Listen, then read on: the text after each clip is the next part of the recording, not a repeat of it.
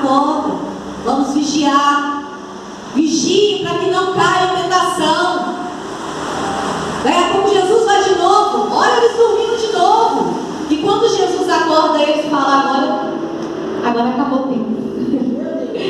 Porque já estava chegando Judas e uma multidão para levar Jesus preso. E aquele dia, aquele momento, aquela oração foi a última oração antes da crucificação. E aqueles discípulos perderam com Jesus. Eles perderam. Eles não estavam sóbrios, eles não estavam atentos, eles não estavam de pé. Isso dá uma outra mensagem, não é a minha mensagem nessa noite, mas já é um alerta para nós. Às vezes Jesus está fazendo algo tão especial e às vezes nós estamos desapercebidos. Fica atento. Na sua casa Deus está fazendo algo, fique atento. Na igreja Deus está fazendo algo, fique atento. Tem uma palavra sendo pregada, tem um louvor sendo ministrado, fique atento, porque às vezes é naquele momento que Deus está fazendo algo especial na nossa vida. Não deixe passar. Isso fica para um outro dia, eu posso mergulhar depois mais tempo nisso. Mas, estando ali, como eu falei, Judas chegou acompanhado de uma multidão. No meio dessa multidão tinha soldados, guardas também do templo, fariseus, e também ali, no meio daquela multidão, estava um aprendiz de sacerdotes chamado Malco. Fala comigo, Malco. Isso. Muita gente acha que ele era soldado. Não era soldado, Malco. A gente fala assim: o soldado. Não. Malco era aprendiz de sacerdote. Se fosse nos dias de hoje, ele era um obreiro que estava preparando para ser um pastor. Olha isso, hein? E a Bíblia vai dizer, inclusive ele era um servo, um aprendiz de Caifás, que era um sumo sacerdote, né? Ele estava ali junto, mas ele não era um soldado. E no meio daquela confusão, na hora de prender Jesus, inclusive Jesus vai dizer assim, alguém vai dizer assim: quem que é Jesus de Nazaré? Aí Jesus vai dizer: eu sou. Já preguei aqui, na hora que Jesus fala eu sou, todos os soldados, todo mundo cai por terra. Naquele momento era o momento deles se arrependerem. Só com Jesus falando eu sou, aí eles levantam e perguntam novamente: quem é Jesus de Nazaré? E aí Jesus vai dizer: eu sou. Eu sou. Pode deixar esses outros irem. É comigo que vocês querem falar. E para eles terem certeza que era mesmo o Jesus de Nazaré, Judas vai beijar a face de Cristo. Você conhece a história? Ele vai beijar a face de Cristo porque os judeus são muito parecidos. Então, para não ter erro, o combinado foi: Judas falou: a quem eu beijar, este vocês podem prender, porque é Jesus de Nazaré. E assim aconteceu. Mas no meio daquela confusão ali, daquele reboliço todo, a Bíblia vai dizer que Pedro, aqui nesse texto que nós lemos vai dizer um discípulo, mas em outros textos vai dizer que foi Pedro. Pedro saca a espada e ele vai cortar a orelha direita de Malco, o aprendiz de sacerdote. E Jesus, ele vai repreender a Pedro. Ele vai falar: Pedro, que isso? Não faça isso. Aquele que gosta da espada, aquele que anda com a espada, aquele que é valentão, ele morre pela espada. Estou parafraseando aqui, mas Jesus falou, né? Com ferro, quem com ferro fere, com ferro será ferido, alguma coisa assim, né? A gente usa muito, a gente fala muito sobre isso. Então Jesus repreendeu a Pedro e falou com Pedro: Pedro, você me entendeu até agora? Que se eu quisesse, eu pedia ao meu pai que mandasse aqui, era uma legião de anjos de destruir tudo.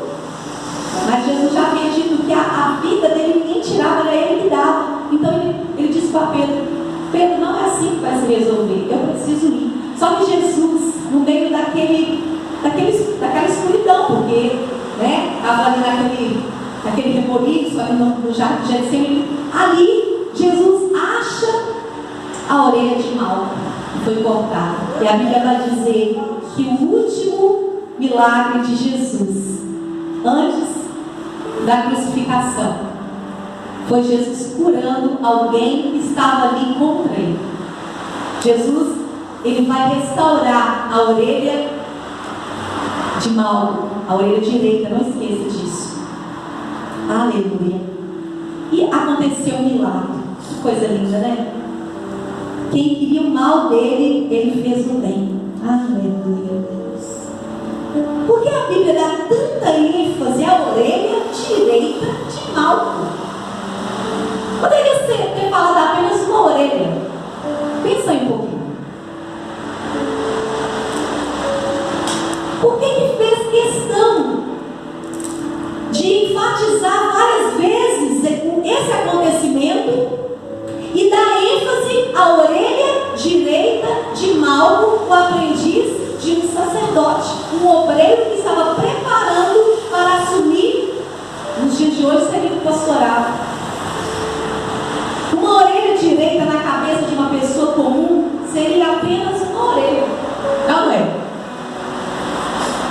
Fulano botou a orelha do outro ali, as pessoas não querem saber se foi direita, se foi esquerda. Nossa, o que é isso? Rapaz violento, cortou a orelha do outro. Mas aqui vai dar ênfase, não é por acaso. As coisas de Deus são com propósito. Tudo que está na palavra de Deus tem um propósito. A palavra de Deus toda ela é proveitosa e nós aprendemos com ela. É por isso que nós não podemos só ler a Escritura. A Bíblia vai dizer que nós devemos examinar as Escrituras. Nós temos que ler com cuidado, temos que estudar, temos que parar de preguiça, ler demais, ler uma vez, 2, 10, ficar uma semana num texto, um mês no livro, um ano, né, no livro, esmiuçando o que Deus tem para nós dentro daquele texto. Aleluia! Então, na cabeça de outra pessoa seria apenas uma orelha, mas na vida de Malco, a falta da orelha significava o fim de um sonho. A orelha direita de Malco, a perda dela significava o desperdício de anos de dedicação. Era o fim do projeto de toda uma vida, não só dele, mas de uma família. Porque quando alguém que seria sacerdote na família, era um motivo de orgulho, de prestígio. Tinha toda uma vida mudada quando uma pessoa se transformava num sacerdote. Aleluia. Mas como assim, pastor? Ele poderia viver bem sem a orelha? Afinal de contas, ele pegou o boi que ele não morreu. Mas tem pessoas, quando os sonhos são cortados da vida dela, é como se fosse morte. Quantas pessoas se suicidam quando sofrem uma decepção, quando perdem um ente querido, quando perdem um emprego, quando entra numa falência? Não é? Então, não era só uma orelha. Essa orelha significava muito. Eu quero falar com você sobre o significado dessa orelha na vida desse moço, desse rapaz. Ele era um jovem, esse Malco. Ele era novo, ele não era tão velho. Porque para ser sacerdote, primeiro que não era fácil, não era qualquer um. Hoje em dia não é tão difícil assim. Não vou dizer que é fácil exercer o pastorado, mas chegar a ser pastor não é tão difícil. Difícil é manter, porque quantos começam e não terminam? Quem olha de fora acha que é fácil, até que a gente entra. Bem. Então, eu estou assim, orando para que muitos sejam. Tem a parte abençoada? Tem, porque né, o Senhor Ele nos revela coisas lindas, nos usa, mas tem a parte árdua também. A preparação também não é tão simples. Aqui pelo menos não é. Tem lugar que as pessoas saem ungindo todo mundo, né? Falando que é profeta, missionário, pastor. Mas eu posso dizer daqui, já começa difícil na preparação. Você que é um membro comum ainda, você sabia que no sábado à tarde, quando você talvez está lá arrumando o seu cabelo, fazendo a sua unha, quando você está lá de repente assistindo um filme, tirando um cochilo no sábado à tarde, você sabia que tem uma turma que está preparando para ser obreiros e pastores dentro de uma sala sem conforto há pelo menos uns 2 anos já?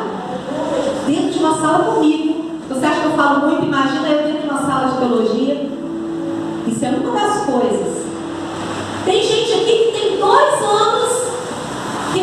ceia com a família no sábado à tarde porque está se preparando na palavra para um dia ser um obreiro, um dia ser um pastor e trazer para a igreja alimento espiritual certo. Então, a preparação não é fácil. Só que depois ainda é mais difícil ainda. Tem o antes, tem o durante e tem o depois. Então, eu vejo um monte de gente falando, você estou. Um dia eu ouvi que pastor tem dinheiro. Aleluia, vou receber o nome de Jesus, né? Ô, querido. A gente tem a bênção contra o pai, né? Às vezes o credor está em cima.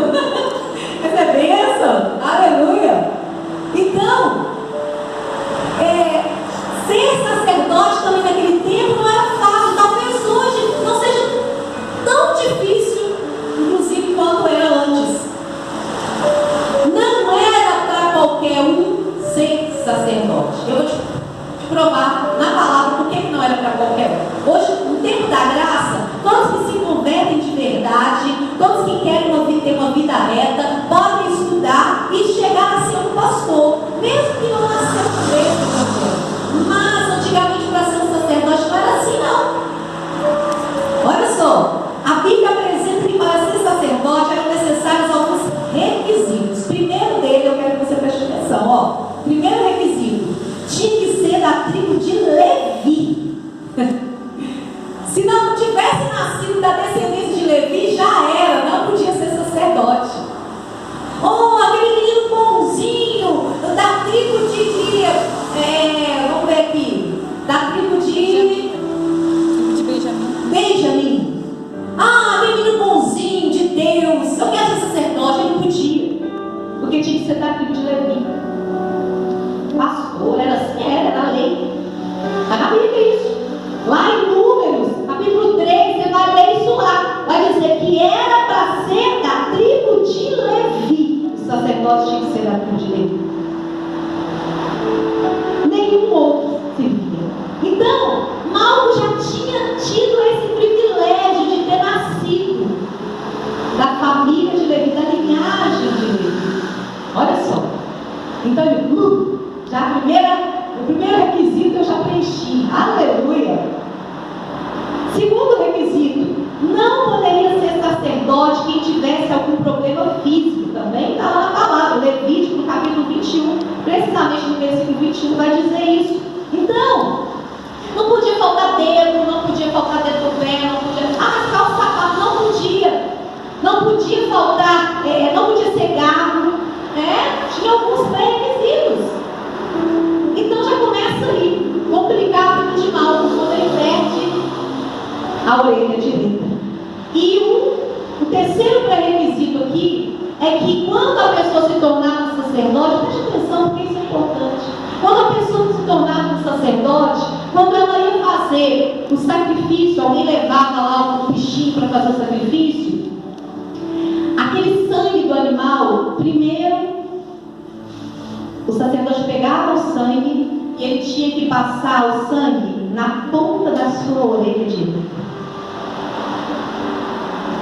Se acontecesse alguma coisa na sua orelha esquerda, dependendo da situação, passava. Mas ele não podia ter uma deformidade sequer na orelha direita.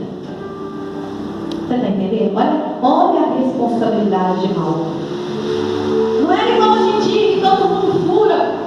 Buraco para todo lado, não podia se rebelar e fazer isso na adolescência, porque senão ele não ia poder ser sacerdote. Então, o primeiro requisito ele tinha, o segundo ele já tinha perdido, e o terceiro ele nunca ia conseguir alcançar se Jesus não tivesse feito a cura. E o quarto pré-requisito é que, além de dedicar toda uma infância se guardando para não se machucar, para não ter nenhum problema, esse rapaz, quando ele decidia realmente, ele era designado para ser um sacerdote, geralmente era passado de pai para filho, essa coisa era muito tradicional. Esse menino ficava de 5 a 8 anos Às vezes a gente reclama de estar na igreja 2 horas, 1h30, 2h30. Esse rapaz, ele tinha que ir para o templo. Ele ficava de 5 a 8 anos estudando no templo e servindo no templo e servindo o seu mestre e servindo o sumo sacerdote. De 5 a 8 anos.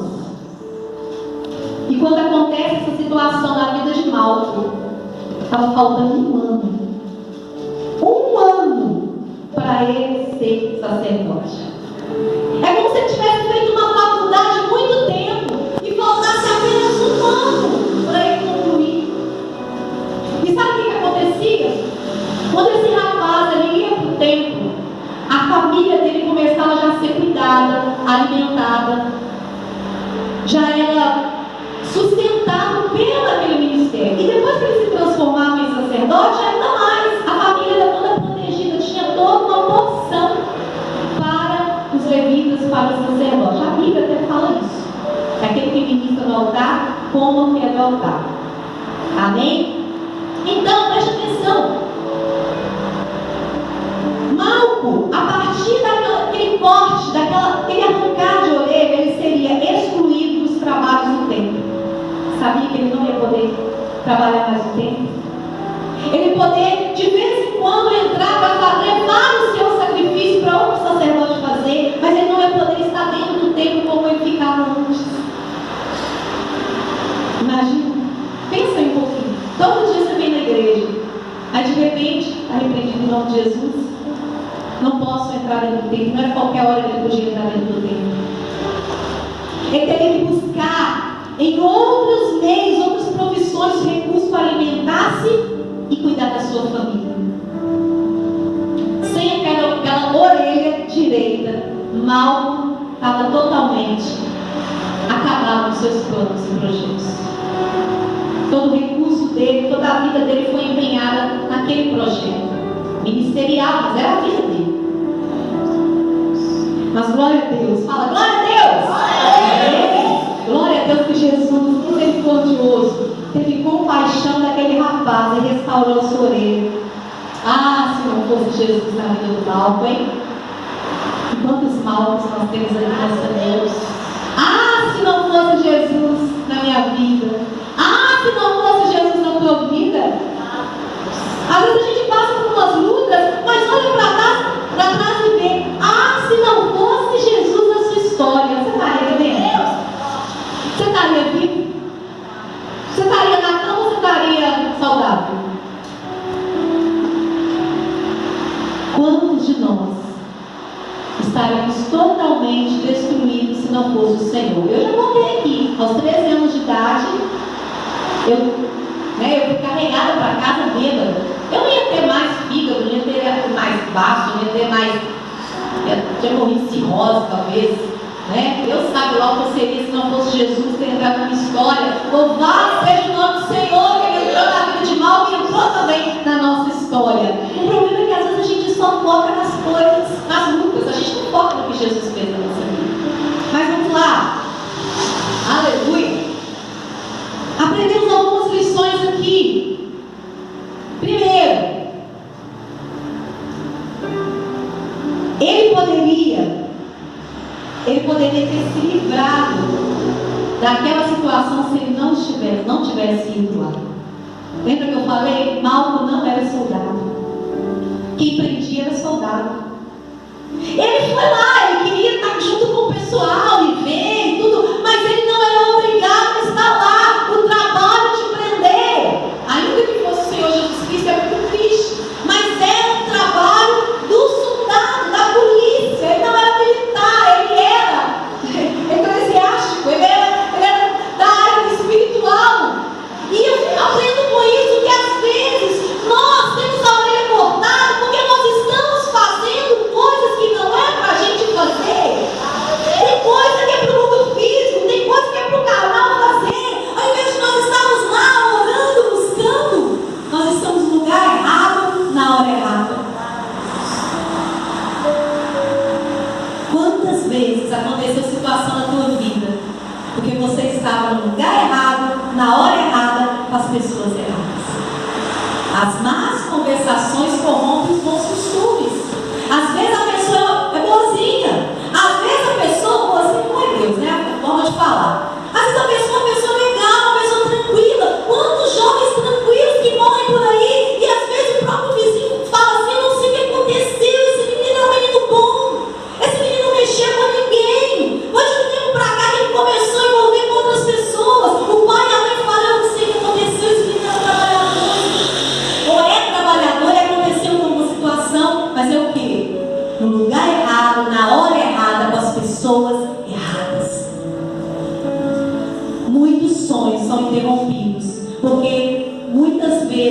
nós não nos afastamos de lugares e pessoas que Deus já falou faz tempo.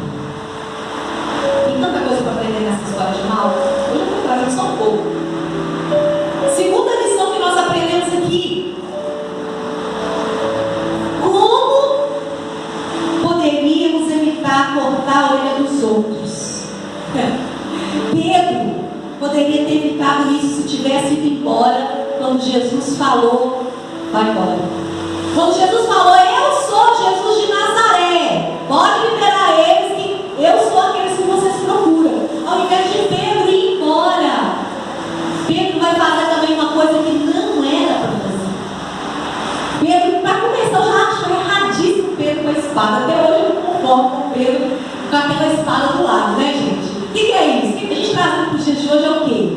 É o crente. Não entendeu que a espada do Espírito é a palavra de Deus. Não é atacar, não é brigar, não é querer, né, resolver a coisa na porrada, na cacetada, né, no grito. Não é isso. E Pedro ainda não era convertido. E olha só que situação. E Deus trouxe isso para mim. Nós temos que tomar cuidado para nós não cortarmos orelhas dos outros. Nós temos que tomar cuidado para nós não sermos portadores de sonhos, até dentro da igreja. Porque muitas vezes nós deveríamos calar e ir embora, mas a gente quer ferir. Eu vou sair, eu posso até sair, mas antes eu vou cortar a orelha, antes eu vou falar, antes eu vou xingar, antes eu vou esfregar. Isso é para mim também. Porque às vezes é melhor a gente, sabe, outro dia eu postei até uma frase, e tem hora que a melhor coisa que você fazer é falar com a pessoa assim: então tá. Você quer matar uma pessoa que quer brigar? A pessoa falou e acha que você vai discutir. Aí você fala para ela assim: então tá. O que você faz depois de então tá? Não, o que você faz depois de então tá? Você consegue fazer alguma coisa? Só se for em você. Você não consegue fazer nada com a outra pessoa depois que ela fala essa pequena frase. Aí a pessoa fala assim: então tá. Acabou. Só então tá. Virei e foi embora. Agora, quantas pessoas a gente fere? Porque na hora que a pessoa ela vem pra cima da gente, às vezes nós temos mais maturidade e ao invés de nós falar naquele momento, pelo menos então tá, a gente vai falar uma coisa que de repente aquela pessoa não está preparada para ouvir. Eu tenho passado por umas situações assim. Porque vocês me conhecem, eu sou daquela pessoa que fala. Prova disso aqui hoje. Tem coisa que a gente tem que falar mesmo, mas tem coisa. E tem um monte de coisa que tem que falar que eu já falei. Mas eu também estou em construção. Você não acha? Deus falou comigo primeiro essa palavra? Por que você acha que demora tanto tempo para trazer uma determinada palavra? Tem hora que Deus está com a gente primeiro, tempo, falando espera. E tem hora que porque Deus espera as pessoas certas, está no momento certo, na hora certa, para trazer a palavra. Então, vamos tomar cuidado para nós não sermos portadores de sonhos. Pedro, se não fosse Jesus, ele tinha acabado com a vida de Malco. Mas, deixa eu falar uma coisa: se aquele homem perde aquela orelha, mesmo, de verdade, você acha que ele ia para casa, ia ficar de boaça? Não. Ele ia querer revidar, ele queria achar o homem que fez aquilo com ele, que acabou com a vida dele. Jesus salvou Malco e salvou Pedro. E às vezes, quando nós viramos as costas, a gente simplesmente fala tá, ou fica em silêncio, ou não revida, a gente está salvando a gente também. Porque às vezes a gente fica assim: eu morro se eu não falar. Só que às vezes aquele momento, aquelas palavras que talvez você está até com a razão, mas a forma de falar ela está errada, às vezes ela vai causar muito mais ferimento do que resolução. Sabe aquela palavra, aquela frase: vocês não estão prontos para essa conversa? Tem pessoas que não estão prontas para determinadas conversas.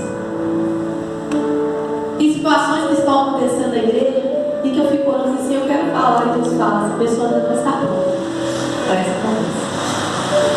Agora tem outras situações que eu quero falar e Deus fala, agora você tem que falar. E é difícil.